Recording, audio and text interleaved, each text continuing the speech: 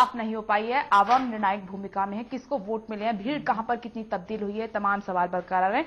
हमारे साथ आम आदमी पार्टी के नेता फिरोज वक्त अहमद भी जुड़ गए हैं। फिरोज जी, आपका बहुत बहुत स्वागत है इस चर्चा में। आपसे मेरा सवाल, जिस तरीके से आम आदमी पार्टी को सपोर्ट मिला, आपके संयोजक काशी पहुंचे, उन्होंने कहा कि मेरा मकसद नरेंद्र मोदी को हराना है और इसके अलावा कुछ नहीं है, फिर आप इस तरीके से जो प्लानिंग रोड शो किए, फिर किस लिए? देखिए, यहाँ मैं क्लियर कर दूं कि नरेंद्र जी से कोई ऐसी अदावत नहीं है, लेकिन यह है कि नरेंद्र मोदी जो है प्रतीक बन गए हैं एक ऐसी पार्टी के जो कि कम्युनल है और जिसके अंदर भ्रष्टाचार पूर्ण रूप से है और जो साबित भी हो चुका है। लिहाजा दो लोगों को हराना इस इलेक्शन में बहुत ज्यादा जरूरी है। एक तो राहुल गांधी जो कि भ्रष्टाचार का पूर्ण रूप से प्रतीक हो चुके हैं, दूसरे मोदी जी। और दूसरा मैं कहना चाहूंगा, चूंकि जमीन से जुड़ी हुई है आम आदमी पार्टी, आम आदमी से जुड़ी हुई है, आम आदमी के मुद्दों से जुड़ी हुई है, एक ईमानदार जो एक नेतृत्व है, एक वैकल्पिक राजनीति है, उससे जुड़ी हुई है, लिहाजा लोग उससे जुड़े हैं। और मीडिया का कुछ ऐसा महसूस हो रहा है कि जिस तरह से आम आदमी पार्टी को आगे बढ़ाया था, खैर आम आदमी तो लोगों के दिलों में है, लेकिन जो पिछले दिनों से हो रहा है कि जो मीडिया की 42% यह आया है कि जो कवरेज हो रहा है मोदी जी का हो रहा है और 7% आम आदमी पार्टी का और मेरे ख्याल से 3 या 4% हो रहा है कांग्रेस का और राहुल गांधी का, तो मैं समझा उसको फर्क नहीं पड़ता। इस बार के जो जी, यहाँ पर आप मीडिया पर सवाल उठा रहे हैं, लेकिन ये वही मीडिया है जब विधानसभा चुनाव में विपनेश जी एक सेकंड मुझे नहीं, मेरा सवाल एक सेकंड मुझे विधानसभा चुनाव में जब अरविंद केजरीवाल को कवरेज मिल रहा था तब तो आप बड़े खुश थे, लेकिन अब शिकायत क्यों हो रही है आपको? मीडिया पे आप हमेशा सवाल उठाते हैं, आपके संयोजक ने भी सवाल उठाए हैं। हाँ सुनिए, मैं बात पूरी कर लूं। मैंने आपका सवाल सुन लिया है। देखिए, ऐसा है, हमें कोई बददिली नहीं है, ठीक है, हमें मीडिया उठाए ना उठाए उससे फर्क नहीं पड़ता। हम देखिए, मैं आपको बता दूं, ये तारीखी चुनाव होंगे, इनके रिजल्ट भी जो है बड़े आपको चमत्कारिक भी हो सकते हैं, कुछ लोगों के लिए शॉकिंग होंगे और कुछ लोगों के लिए बड़े अजीबोगरीब होंगे। कोई अजब नहीं कि जो बनारस में केजरीवाल जी बहुत दिनों से हैं, गांव में जा रहे हैं, आम आदमी से उनका टच है, घर घर जाकर के लोग। और जहां तक मोदी जी का ताल्लुक है, मोदी जी की हवाई जहाजी राजनीति है, हेलीकॉप्टरी राजनीति है, दूर दूर से टाटा बाय बाय करके चले जाते हैं, मतलब उनसे उनके तो दर्शन ही बड़े दुर्लभ हैं। तो मैं समझता हूं कि जो लोग जो हैं बड़े खामोशी से उन्होंने किसको वोट दिया है, जाहिर सी बात है 16 तारीख को पता चलेगा, लेकिन जो आंकड़े बता रहे हैं हमें वही बता रहे हैं कि कहीं ना कहीं दिल्ली में भी 5 सीटें आम आदमी को मिलेंगी और ऑल ओवर इंडिया 30 से 40 सीटें मिल सकती हैं। और बनारस का एक बड़ा शॉकिंग रिजल्ट आ सकता है, बड़ा अजीबोगरीब, अनएक्सपेक्टेड और चमत्कारिक रिजल्ट आ सकता है। किसके फेवर में जाएगा ये तो आपको 16 को पता चलेगा। चलिए, आनंद साहू जी, जो यहाँ पर आपने फिरोज जी की बात कही कि उनका मकसद दो लोगों को हराना बहुत जरूरी है, उनमें एक राहुल गांधी है और एक नरेंद्र मोदी है, आखिर क्यों ऐसा क्यों कहना पड़ रहा है आम आदमी पार्टी को? सबसे पहले तो अपने फिरोज जी को कहना चाहूंगा कि ये जो communal party, Bharatiya Janata party के नेताओं को बोलना, पार्टी को बोलना, पहले ये कम से कम ये सुधार कर लें कि भारतीय जनता पार्टी के नेता और लीडर्स और पार्टी, चाहे वो प्रिंसिपली आइडियोलॉजी को देखें, चाहे तमाम किसी भी स्तर पर जाकर के चर्चा करें, ये आज कम से कम ना बोले अब चुनाव खत्म हो गया है, अब आपको वोट नहीं मिलेगा, क्योंकि वोट की राजनीति आपने बहुत कर लिया है। दूसरी बात आपने कहा कि मोदी जी को हराना, जो पार्टी आपकी शुरू हुई भ्रष्टाचार के ऊपर, अन्ना जी का टोपी लेकर आपने उल्टा कर दिया, टोपी और अपना नाम लगा करके उनको पता नहीं कहां गुरु को ही घर से बाहर निकाल दिया, पिता तुल्य कहने वाले व्यक्ति को ही उससे नाता तोड़ लिया, दिल्ली में सभी का रहम पट्टी डालने के लिए सारे वादे करके आपने वोट ले लिया और दिल्ली छोड़ के चले गए वाराणसी, वहां साधु संतों को बरगलाने चले गए। यहां दिल्ली के लोगों को आपको कुछ देना था। अभी विपनेश जी कह रहे थे कि लोग कह रहे हैं आप भगोड़े पार्टी हैं। वो पार्टी आज भारतीय जनता पार्टी को अगर कुछ कहती है तो लोगों को भरोसा नहीं होगा। आपको ये चीज देखना होगा कि अगर आप कुछ ट्रैक रिकॉर्ड ठीक करके और देश में गए होते तो निश्चित रूप से लोगों का प्यार जो है आपको मिलता। लेकिन जिस प्रकार से अरविंद केजरीवाल जी ने गलत राजनीति किया, लोगों की भावना से खेल करके, और अभी मोदी जी के खिलाफ और भारतीय जनता पार्टी के खिलाफ चले गए, जो पार्टी लगातार वर्षों से महंगाई और भ्रष्टाचार और तमाम इश्यूज पर लड़ाई लड़ते रही, उन्हीं मुद्दों पर आप 1.25 साल पहले आए और आपको पार्टी आपकी पार्टी को इतने मत दिए, उसके बाद भी आपको सपना देखने लगे कि आपके नेता प्राइम मिनिस्टर बन जाएंगे, सीएम की कुर्सी छोड़ के भाग गए वहां।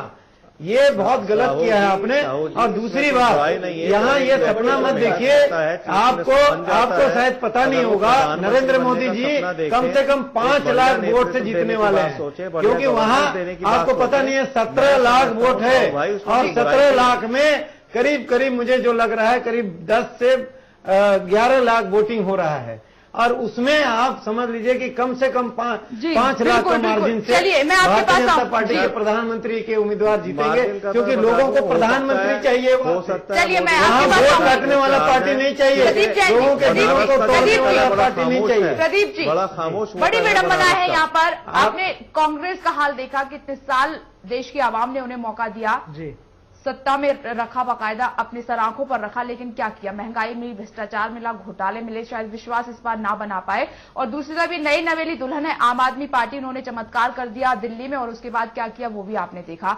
तो क्या ऑप्शन बीजेपी बचती है या फिर थर्ड फ्रंट आएगा निकलकर सामने? नहीं, देखिए, पहले तो थोड़ा सा मैं फिरोज भाई को बता दूं। फिरोज भाई, ना आप 3 में ना आप 13 में, आप केवल एक वोट काटने वाले साबित हो रहे हैं और कुछ नहीं इसके अतिरिक्त। और अगर 10, 12, 15 सीटें आपको मिल जाएं तो जश्न मनाइएगा। मैं यहां पर बात खत्म करता हूं। दूसरी बात ये, कम्युनल पार्टी मत कहिए, आप भी हैं।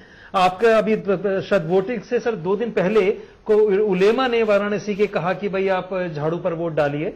आपके नेता जो है वो पाए गए वहां पर मौलाना जी के साथ, मौलाना साहब के साथ। तो ये मत कहिए, आपके मुंह से ये बात शोभा नहीं देती। जो आपका प्रश्न है, कोई दाग नहीं है डॉक्टर जैन। नहीं फिरोज भाई, ये ना, नहीं फिरोज भाई, स्वीकार करना भी सीखिए आप। नहीं, अगर आप स्वप्न देख रहे हैं तो कल को ये भी लोग कह सकते हैं कि अगर आपकी 40 सीटें आई बकौल आपके, जो आपने अभी कहा है, इसकी क्या गारंटी है कि आप कल कांग्रेस के साथ नहीं खड़े होंगे? तो उस समय आप अपने तर्कों का जवाब कैसे देंगे? तो सोच समझ के बोलिए, थोड़ा मेधा का इस्तेमाल करिए।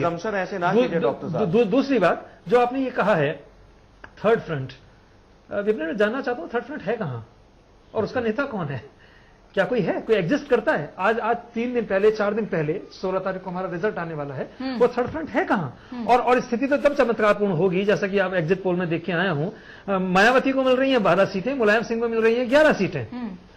कौन बनेगा? क्या मायावती क्या मुलायम को सपोर्ट देंगी? मुलायम क्या ममता का सपोर्ट देंगे? जयललिता कहेगी तो मुझे बनाओ। थर्ड फ्रंट का मुझे कोई भी अस्तित्व नजर नहीं आता। अस्तित्व अगर घूम फिर के आएगा भी, मान लीजिए कोई ऐसी स्थिति होती है कि इनके पास बहुत ज्यादा बहुमत नहीं मिलता बीजेपी को, तो स्थिति पुनश्च जो बॉल है, जो वो गेंद है, वो कांग्रेस के पाले में आ जाएगी।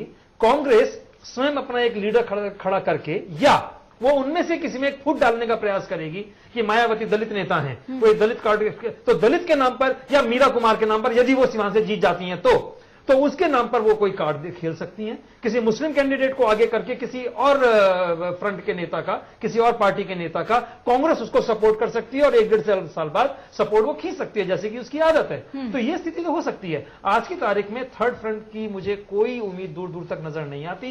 हाँ, इस संभावनाओं से इंकार नहीं किया जा सकता। अगर 10-15 सीट नीचे रह जाती है बीजेपी की, तो ये लोग सब एकजुट हो जाएंगे। चलिए, मैं आपके पास थोड़ा सा बोलना चाहता था, जो 10-15 सीटें जो आपकी कम हो जाएगी जी, तो मैं यहाँ एक चीज बताना चाहूंगा कि आपको याद होगा कि यूपीए सरकार, कांग्रेस सरकार जो है, जो भी क्षेत्रीय दल से समर्थन लेती है, उनको किसी न किसी आरोप प्रत्यारोप में उनका फाइल तैयार रखती है, मौका पड़ते ही उनको जेल भेजती है। सहमत और सारे पार्टी जेल जाने गए भी, कुछ ना कुछ, लालू जी गए, जेएमएम के गए, डीएम के चले गए, और भी कई लोग गए। सारे हो जाएंगे वो सारे हाथ फूक करके भी वो पीते हैं। वो सारे जले हुए कांग्रेस से तकलीफ में आए हैं।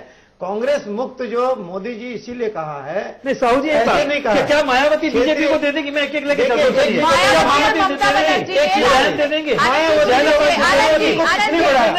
बताइए, आप भूल को आप ही तो कह रहे हैं।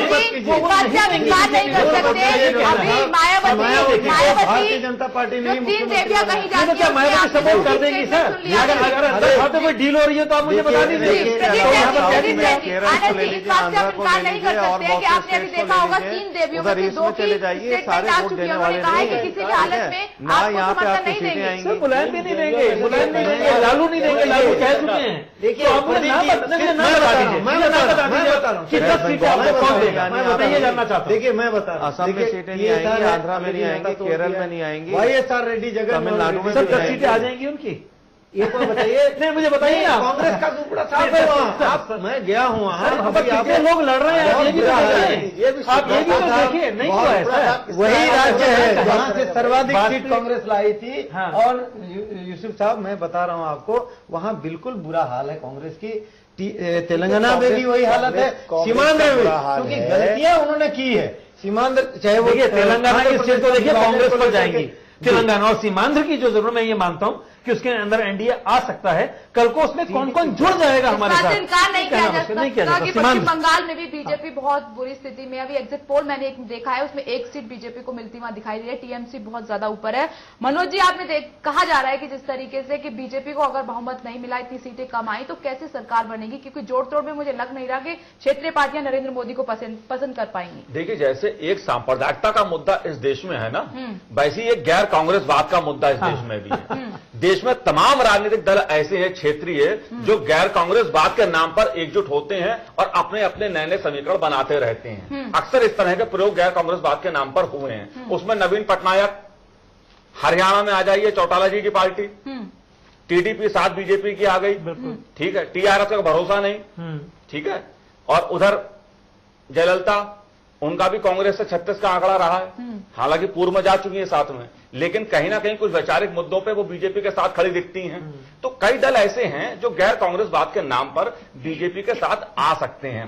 लेकिन अगर ये सीटें, जैसा प्रदीप जी कह रहे हैं और जैसा एग्जिट पोल में आ रहा है, अगर 10-20 सीटें बहुमत से कम एनडीए रह गया, तब ऐसी स्थिति में शायद कुछ शर्तें क्षेत्रीय दल बीजेपी के सामने वैचारिक या अपने मुद्दों के रूप में रख दें। हो सकता है कोई क्षेत्रीय दल यही शर्त रख दे, हो सकता है ममता बनर्जी यही कह दे, ठीक है, नरेंद्र मोदी को मत बनाओ, किसी और को बना लो, हम समर्थन दे रहे हैं। बिल्कुल। तब ऐसी स्थिति में बीजेपी क्या फैसला लेगी, ये देखने वाली बात होगी।